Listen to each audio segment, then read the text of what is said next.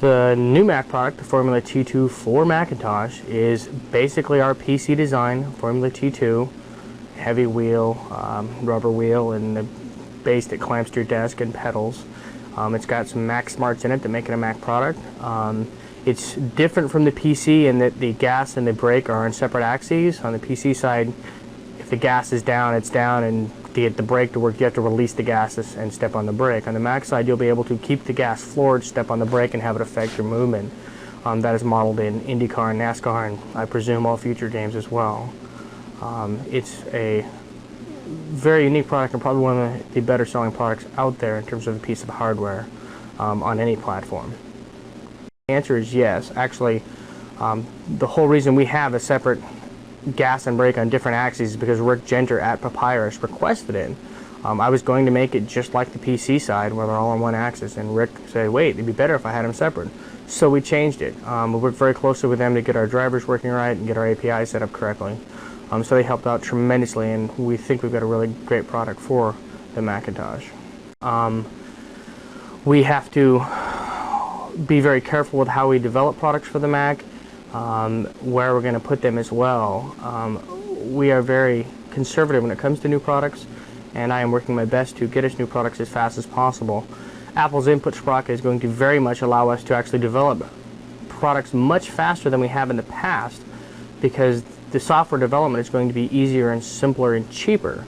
So it'll be a lot easier to do. We can just take our PC product and throw in a Mac board and quickly write software for it that's going to work across the entire gamut of games, and that's going to be a very important part of the development process. Evangelism for the Mac product is actually going to become less and less of an issue as everyone adopts input sprocket, which is a great thing because evangelism takes up a great deal of time. And having everybody have a nice, broad, usable standard to use and they can support your product no matter what is a great thing. Apple's API is actually fantastic in how open it is and how unlimited it allows you to be. You can create things, just, weird things like a 7-axis game controller if you want. That's a fantastic piece of software that I really, really like. Probably have to say yes in general. In the past, Apple may not necessarily be having tons of success at this moment, although they're in the black now, and that's a good thing. But the other companies, Power Computing, UMax, Motorola, and APS are really going to help bolster Mac OS sales, and that's really what we should be concerned with, is Mac OS sales, not necessarily Apple sales. Yes, there was quite a bit of trepidation here when Apple lost $740 million, but that was kind of easy to counter when their stock just went up and down and was back where it's at, and now 1 quarter early they're back in the black. So that's fairly easy to counter. Now we're looking at Apple much more seriously as a Mac OS market as opposed to a specific manufacturer market. That is definitely going to help enhance our ability to release products, a lot more products for the Macintosh, because it's not just Apple I have to look at selling through. I can sell through Power Computing, Motorola, UMax, and APS now, and eventually we'll have IBM in the picture as well. So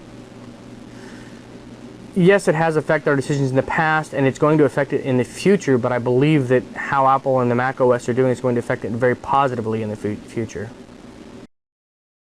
Well, that's an interesting concept. Trying to decide which product to do is very interesting. Lots of people are screaming for our high-end F22 TQS style flight controllers, and there's a possibility we may do those. Pricing is always an issue, although I think we can do them at a very competitive price, and they're very good control. There's no question that our F22 for the PC is the best joystick ever made, and bringing that to the Mac would be a great thing. It's really a high quality piece of hardware, as is all of our products. But that's something to think about as our high-end products. We also may do a gamepad. We may do pinball controllers. We may do a flight yoke. It's just kind of up in the air right now what the new product for the Mac is.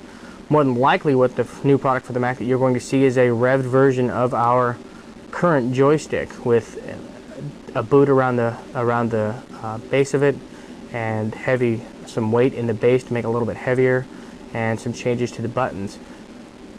Functionally not much difference, but aesthetically and cosmetically and how it actually feels in your hand, quite a big difference. I think people will really like it. I would probably like to see the larger publishing houses come to a real understanding about what the Mac market, if treated correctly, could offer them. Microsoft,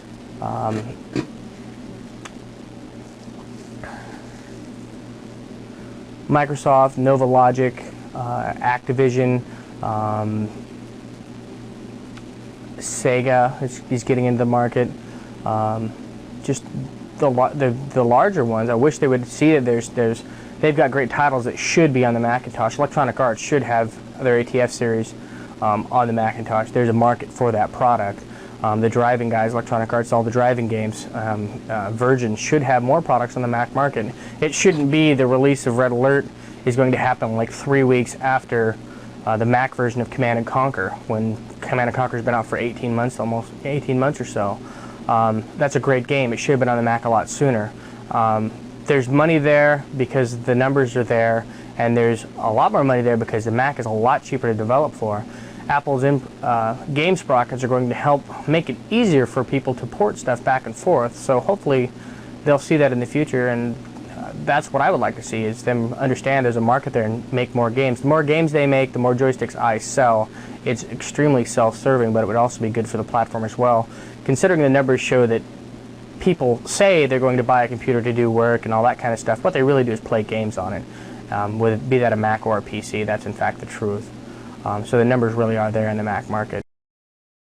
I do in fact see competition from CH is a great thing for us, mainly because it's going to force us to come up with better products for the market, and that's going to be better for the end users. And ultimately I am an end user. I want to see an F22 for the Macintosh because I feel it's a better stick than anything out there. So I very much do. It's a great thing that CH is doing their products. Eric Potter is doing a fantastic job at CH of getting them to release more new products. I wish I could figure out what his trick was to convince these guys here to do the same thing. We will be there and will release new products to answer CH's product, all of their products that they're releasing. So I think it's a very good thing that CH is there and really pushing us, because if we're not pushed, we take a long time to develop a new product. I like to see some serious competition to make us really shorten our production cycles and get you a new product every 9 to 12 months from Thrustmaster, be it flight or a gamepad or driving or whatever. So I definitely want to see CH succeed, because that will help us succeed, and it will help the whole Mac gaming industry succeed as well.